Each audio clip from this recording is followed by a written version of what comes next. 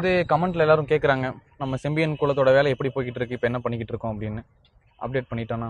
இல்லை, இப்போ பார்த்தீங்கன்னா இப்போ இன்னைக்கு 5வது நாளாக வேலை நடந்துட்டு இருக்குது.